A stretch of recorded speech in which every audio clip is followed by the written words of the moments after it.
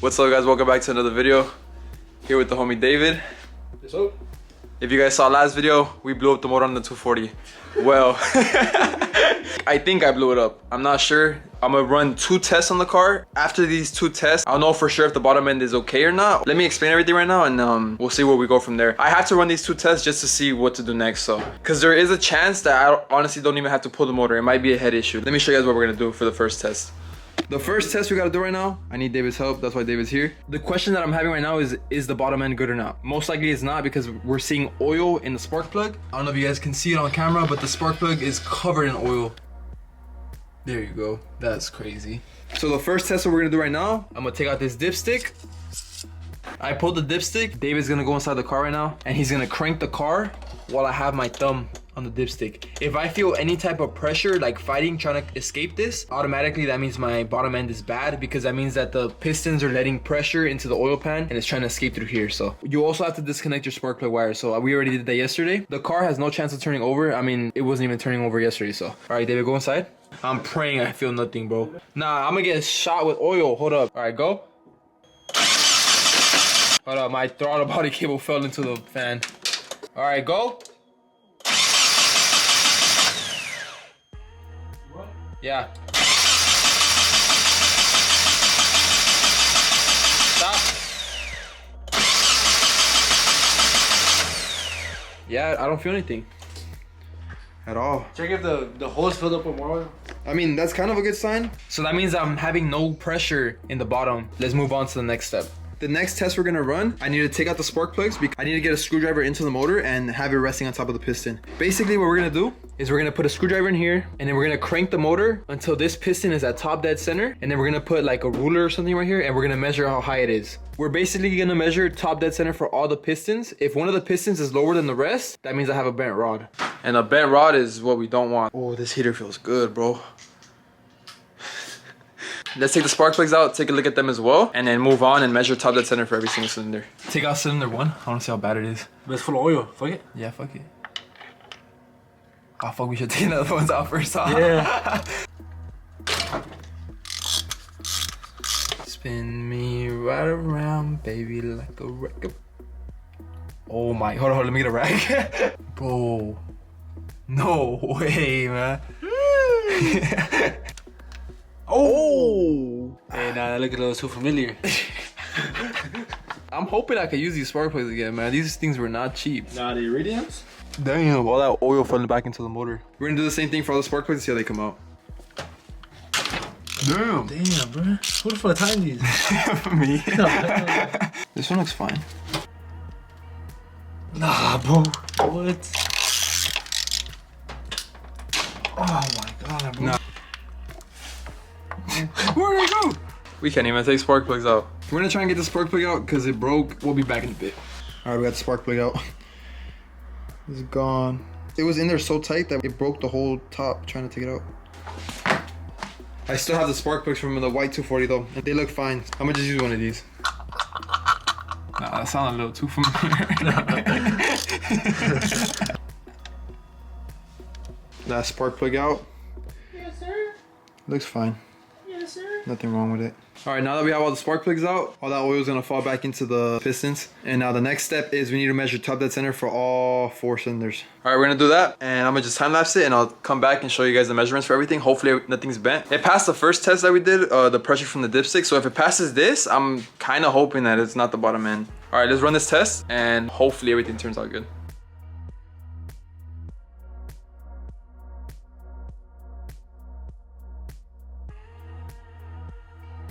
All right, little update. I don't want to get my hopes up too high, but it's looking pretty good. Let me show you guys what we found. All right, so I don't know if you guys could tell from the time lapse, but we measured top dead center on all the pistons. This is cylinder 2 and 3 because they're up at the same time, right there, and then 1 and 2. So this rules out that there's no bent rods inside my motor. It seems like the bottom end of my car is fine. Now I just have to figure out like what the problem is. So what we're gonna do right now, so someone that watches my videos, I haven't even gotten your name yet, my bad. He comments on one of my videos and we just been talking and stuff. He's really cool. He's giving me a lot of advice on what to do next. He's the one who told me to run these tests test. I just got off the phone with them and now he said just start the car, see what it sounds like. So I'm gonna switch the spark plugs. I still have the spark plugs for my white 240, the hatch, and they don't look too messed up. So I'm gonna run those on the car just enough to get it started, because that's why the car didn't want to start yesterday, because the plugs were drowned in oil. There was no way it's gonna start. So what I'm gonna do right now, I'm gonna put new plugs in it, or the old plugs. We're gonna finish splicing in the MAF from my burned harness onto this new harness because I had the Z32 MAF. So me and Dave are gonna work on this. It's just 2 more wires. I already did one of them. It's not the best. I'm gonna redo it better later. This is just for now to get the test running. And then while it's running, I'm gonna pull the dipstick again, see if any exhaust or fumes are coming out of it, and just see how the car's running. Like honestly, like there is something wrong with the engine for sure. There should have never been that much oil in the engine, unless like the misfire was so crazy it blew the valve cover gasket for the spark plugs. But I don't know, we'll see. We're gonna set everything up, we're gonna get the car running, and I'm praying everything sounds good, man. But so far so good, but I still don't want to get my hopes up too high. Let's finish this and get the car started. MAF is temporarily spliced in, Dizzy's connected, spark plug wires are in, new spark plugs are in, everything on this side is nice and wired. David's gonna go in and crank the car. I'm gonna stay out here. I'm gonna pull the dipstick again while it's running, even if it's running like shit, and just to see if any fumes are coming out of the dipstick. But now we're just gonna start it and see what happens. There's no more oil in the piston rings. We wicked it out with the shock rag, so my heart is like racing right now. I'm looking scared. Once the motor's running, I'm gonna take off the oil cap while it's running and see if the idle or something changes, because it should technically get worse because it's losing pressure inside of the motor. So go inside, David, and turn it. Don't kill it unless I say kill it. You ready, my boy? Always ready. Don't kill it unless I tell you kill it. And the second I say kill it, you better kill it. Okay. Oh my God, bro. Why am I scared? All right. Ready? Yeah.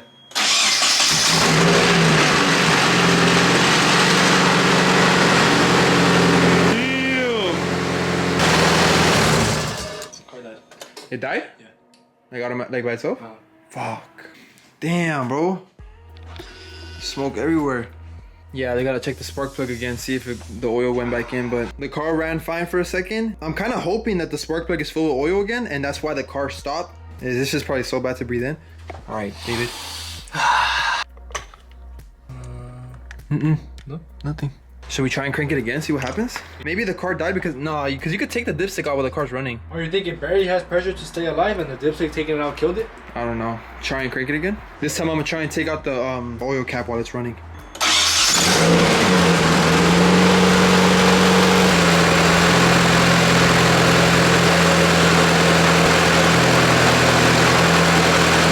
It was just the initial smoke that was in the pistons that fucked it up. What the fuck is that noise?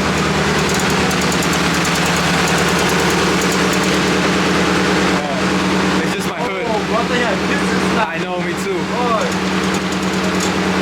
Oh, thank God, bro. Hey, no, it sounds good. You took it up, Harley? Yeah, it affected it.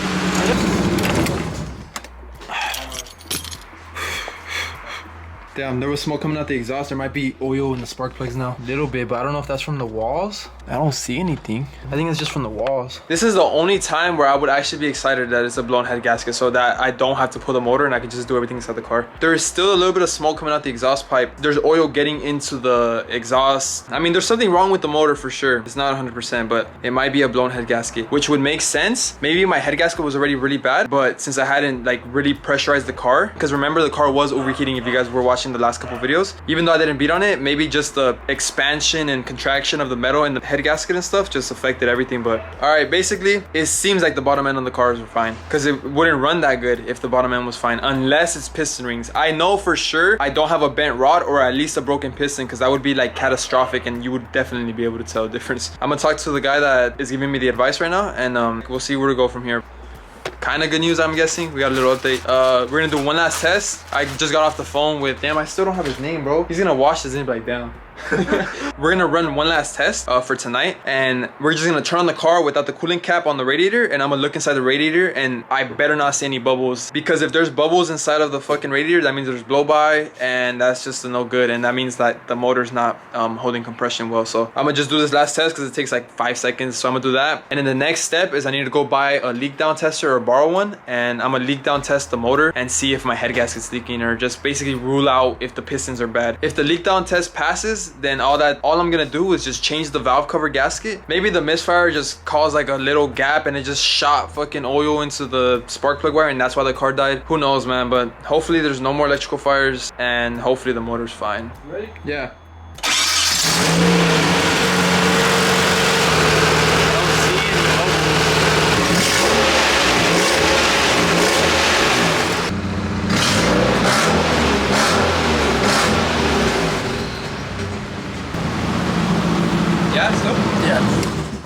Bro, the car sounds fine. I'm not worried it's the bottom end anymore. It can't be. Yeah, it might just be gasket issues and stuff.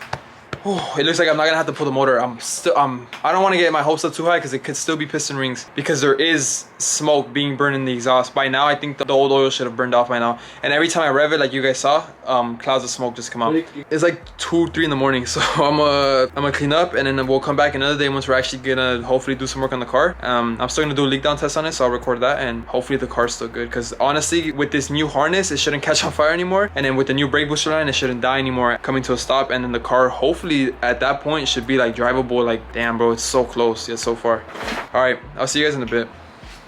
All right, we back a couple days later and I picked up a few parts and a few tools that we're gonna be using to analyze the motor on this car. The last thing you guys saw, we ran a couple tests on the car, and today we're just gonna be running more tests because I wanna be 100% sure if I have to pull the motor or not, because there's a chance that I don't have to pull the motor and I could just fix whatever's wrong with the car inside the car. If it's like a head gasket leak or maybe just like a head rebuild or something, that could be done with the motor inside the car. I only have to pull the motor if it's gonna be a problem with the bottom end, like rings. So let me show you guys what I bought. Me and David invested in the shop and we got a compressor. Bro, this is gonna come in clutch. We can run air tools now, and ability to have compressed air is gonna come in clutch. So we got this bad boy, and I went and bought this as well, a cylinder leakage tester. So once I have it all hooked up, I'll show you guys how to use it, but hopefully in like a few minutes we should find out if the bottom end on this car is bad or not. We'll be back in a bit. All right, I'm gonna explain real quick how to use a cylinder tester. If you guys really want to know how to like use it like 100%, you guys can search up a video, but I'm gonna just give you guys a rundown on how we're gonna use it. All right, basically we have the compressor feeding air onto this gauge right here, and this is gonna be accurate reading of what the compressor is giving in. Then we have this plugged into the spark plug wire, and this side is gonna attach into here. Make sure that the piston is at top dead center on whichever cylinder that you're testing. Right now what I'm gonna do is I'm gonna plug this into here, and I'm gonna just slowly start raising the pressure. I'm gonna raise it to like, I think I'm gonna test it at 50. This is gonna tell you how much air is being compressed into the cylinder. It's gonna be lower than this for sure, because even on a brand new engine, the piston rings aren't gonna seal 100%. Your motor wouldn't run properly if that was the case. So there's always gonna be some leakage, and this is gonna tell you what the actual reading inside the piston is. We're gonna test every cylinder, and then we're gonna write down and log how much percentage decrease in leakage there is per cylinders. That way we'll be able to tell the health of the cylinders. All of them should be within like 5-10% of each other, and then the leakage shouldn't be anything more than 20%. If it's more than 20%, that probably means you have bad rings or something, and the piston isn't holding compression good. So that was a quick 30-second explanation to anyone who cared about it. If you guys want to learn more about it, I'll put a video in the description below that basically tells us how to use it. So we're gonna run the test right now, and we'll come back in later once we have all the numbers written down for each cylinder, and hopefully everything's good. All right, we got everything set up. This is nice and tight. We have it all the way set to 0. It's already at 0. I'm just gonna start slowly pushing this up until it gets to 50 and see what the cylinder reads. This is the bad cylinder too, so. Right. That's good, bro. Yeah, read that. All right, write that down. What is this? 45. Write it down for cylinder 1. All right, so now you can see there's 50 psi coming in, but there's 45 in the cylinder. So that's only a 5 increment decrease, and I'm pretty sure that's within 10%. So we're gonna do this test on all 4 cylinders twice and come back with the result. All right, little update. We got a little distracted. Shout out to homie Dave. Shout out to homie Dave. All right, we ran a leak down test on all the cylinders. We only ran the test once. We might need to do the test again with the car hot, but I don't know if it matters if the car is at operating temperature too much or not, because we ran the test and I got the results right here. I'm gonna put them on the screen right now so you guys can read everything. But basically everything was nice and healthy. You just have to make sure everything's at top dead center when you measure it. And bro, that compression, that leak down test works like a charm, bro. Everything looks healthy. Everything is within 10% spec of each other, and the leakage is like right where it should be. So I mean, just based off of that alone, the bottom end on the car should be 100%, and the car is still healthy. There's probably just like a bad head gasket, or probably like a bad valve stem seal or something inside of the head. We're gonna finish eating, and I'll come back whenever I have time to work on the car again and see what we do next. But hopefully the car should be running by the end of this video. Thankfully, it doesn't look like it's gonna be a big problem. That's really good, bro. I can finally sleep at night, man. I really thought I blew up the motor.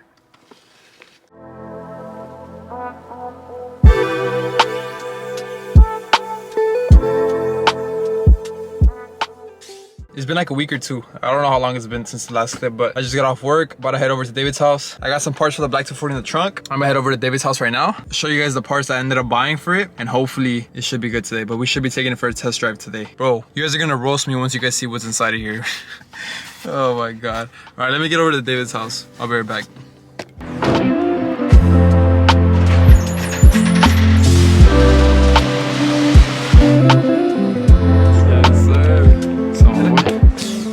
All Alright, made it to David's house. David already got started on it. I didn't even have to tell him anything. He already got the valve cover off the car. Since the car passed all the tests, it passed like the leak down test, everything looks healthy. What I'm just guessing that it is literally really just hoping. I mean, logically, it's also the only thing that makes sense too. I think that the valve cover gasket for the spark plugs, the ones that goes inside the valve cover, messed up. And that's the only thing I could think of that would let that much oil into the spark plugs. So all I did was I bought a better gasket because the one that I had on the car was a blue one from AutoZone. It was like 15 bucks, so I'm really hoping it was just a bad gasket. So I bought OEM Nissan ones, and we're just gonna replace it and take the car for a test drive and see if the smoke stops coming out of the tailpipe. Because you guys saw earlier, we turned on the car, it sounds nice and healthy, everything sounds good. There's just a lot of smoke coming out of my tailpipe. So hopefully the smoke is just all the residual oil that got into the piston. Yeah, we're just gonna change the valve cover on it, change the brake booster line, so hopefully there's no more vacuum leak, and that's it. And we're gonna take it for a test drive. Oh, I also have to reconnect the MAF better because I didn't connect it that good. But I'm gonna show you guys David's reaction to the food that I got. I'm fucking fat, bro. Boy, no way, boy. What do you think's gonna be in here? Bro. No. Bro, it's Chinese food with Wingstop Nah. and avocado. Nah, I'm gonna be shitting later for real. Oh, I'm gonna give you guys a sneak peek at next video too. Yes, sir. Nah, that food was good, bro.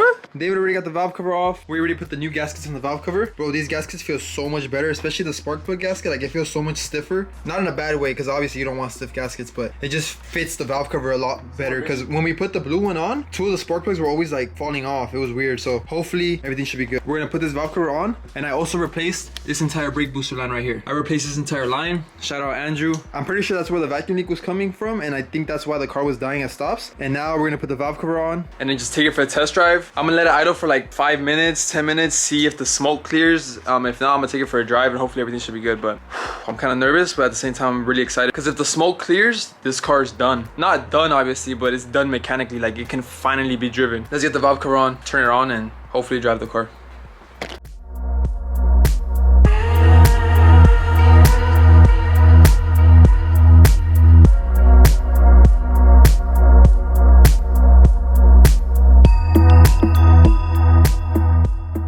We got the valve cover gasket on, we got the brake booster line replaced. I just got these nice and spliced in, so all I'm gonna do is I'm gonna just cover each one with electrical tape, add an extra layer of protection. This should be straight, and then we're gonna get ready to start the car. I'm also gonna take out the front bumper, I think, because I don't think I could ride with a bumper. It fell off last time, huh? I'll come back once we're ready to turn on the car. boy, no way, boy. Gotta get this clutch fan and go get itself off. I'm gonna get B-roll of this.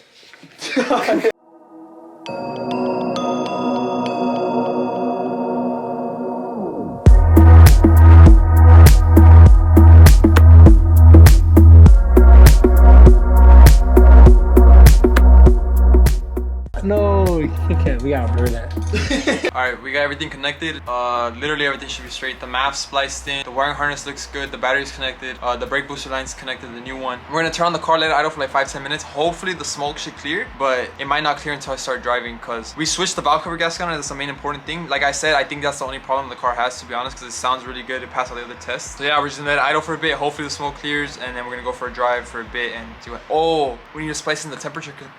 Oh yeah. We need to do one last thing. We need to splice in a connector for the temp gauge, just so I know my car's not overheating, because I still don't know if my car's overheating or not, and I need to know that for sure. So we're gonna do that. It should take like 5-10 minutes, and then we'll take it for a test drive. Never mind, I can't splice this in. This is the connection that I need to connect to right there, but as you can see, I have no room, so I need to figure out another time to add a little bit more wire to connect to that. I guess I'm gonna just drive the car and not know if it's overheating or not. The car didn't overheat last time, so it should be straight. So that's another thing I gotta worry about. All right, it's time to turn on the car, take it for a test drive.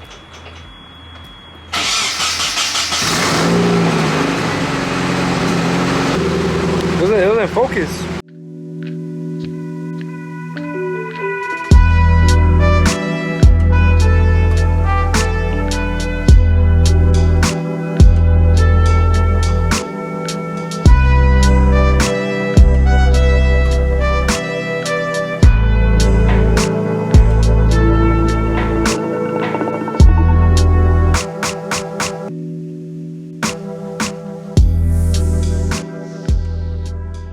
Alright, we got the car started up. It sounds pretty good. I mean, it doesn't sound good. The exhaust leak sounds like shit. The car's not smoking. I'm gonna let it warm up for like another minute, and then we're gonna head out.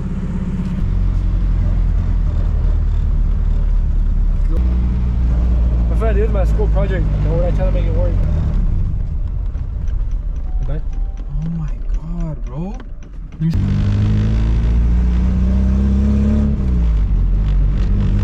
Feels good though. Yeah, bro, it's the second I push the clutch in. I don't know how well you guys can see, but we're taking the car for a test drive. It drives fine, it feels great. Bro, it keeps dying, coming to standstills, and I don't know why. Like right now, it literally died. It died the second I pushed the clutch in. But it idles fine, it drives fine, it's weird. We're probably gonna pull it back into the garage because I don't have a temp gauge. I don't feel comfortable driving the car this long without a temp gauge, so. All right, little update. I don't know how much of the drive I included. The car feels really good. David drove it. What you think about that?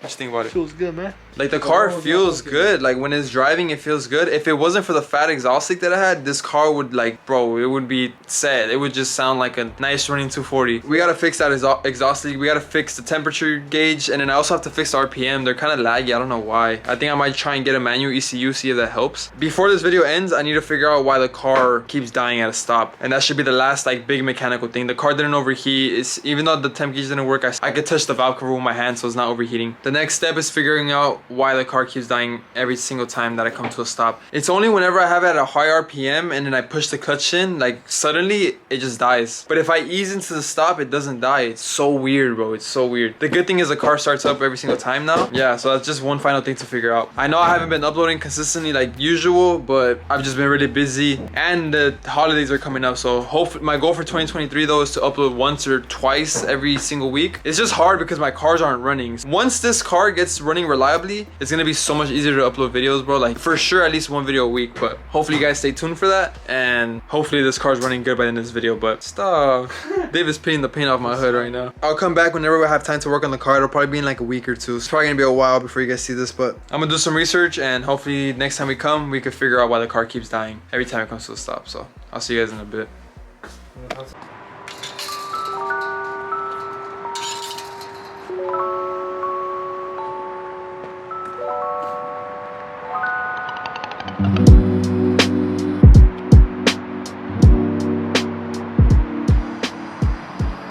What's up guys, it's been a couple days, it's been like a week or two, I don't know, but the last thing I left off on was I told you guys I was gonna try and fix the idle on the car and try and figure out why the car kept dying at a stop. Good news, we figured out why the car keeps dying at stops, so it's a really simple fix. We fixed it the next day. Basically all I did was I just raised the idle on the car. There's an idle screw on it and I just raised it a little bit because I tried lowering it to like the spec of 700 where it's supposed to be at idle, but this car is not stock, so it probably wasn't gonna idle good at 700. Car idles at like 1,000 now, so it doesn't die at stops anymore. Driven it the past couple days and everything should be straight. David was supposed to wake up and help me film rollers of the car today, but I think he fell asleep. I've called him like 20 times and he hasn't answered. Tune in the next video for rollers, and we're gonna be doing a bunch of stuff to the car next video. Basically now cosmetic stuff because the car seems like it's running 100% mechanically now. Like I don't have any problems with it. Let me show you guys how the car looks. I need to hurry up because it's raining, but I need to get the car painted because it's all primered out. I got the bumper on it, but as you can see, it doesn't look that bad on camera, but I have a bunch of bumper sag. And the car is just way too low, bro. Like, are you kidding me? If you guys watch this far, next video, we're gonna be putting a whole new body kit on it. I have a Taguchi power style kit for it, so it's gonna be rear overs and replace the front fenders. Hopefully with the new kit, the bumper sit a lot better, and then the car would just look overall better. And then that way I could beat on it for a little bit, start learning the basics of drifting, donuts, figure eights, clutch kicking corners and stuff. So stay tuned for that because that's probably gonna be in the next video or two. Let me show you guys how the engine bay looks. Engine bay is good. What else did I do? Oh, I also have a fan shroud for the car because the car's running a little bit hot, so I'll install that next video. Other than that, we haven't done much to it. We just replaced the harness that you guys saw in this video, and the idle screw that I turned up was right, you guys can see it right there. Basically all you gotta do is just turn it clockwise and it raises the idle, counterclockwise lowers it. I just raised it up a little bit and the car has been good ever since. The car is straight, the motor sounds really good and healthy. The car just feels good overall. And then I don't know why I fucking painted my block yellow. Well, I didn't paint it yellow, I painted it white, but look at how yellow it got. Nah, that's terrible. That shit looks like Adam Ozzy's cream car. That's what David said. But yeah, that's the car. I'm gonna shoot some B-roll for you guys before I head out for today because there's not much I could do in this video. Tune in the next video and we're actually gonna start driving the car and I'll show you guys how it sounds and stuff. But as of now, the car's back home and it just needs a few more things mechanically, nothing crazy. And then now we can start moving on to the bodywork, wheels, coils, and all that type of stuff. Most importantly, we're gonna be able to drive it. I'm gonna shoot some B-roll. Let me shoot some quick B-roll for you guys.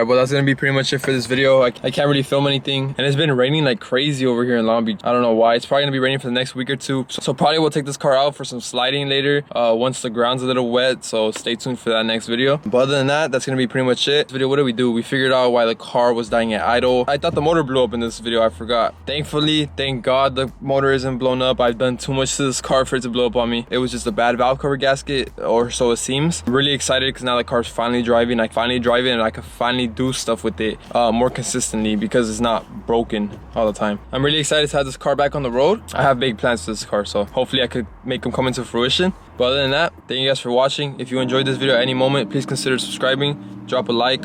Really helps out a lot, especially for a small channel like mine. Check out Stuck in Neutral, check out September 7th. I'll see you guys next time. Later.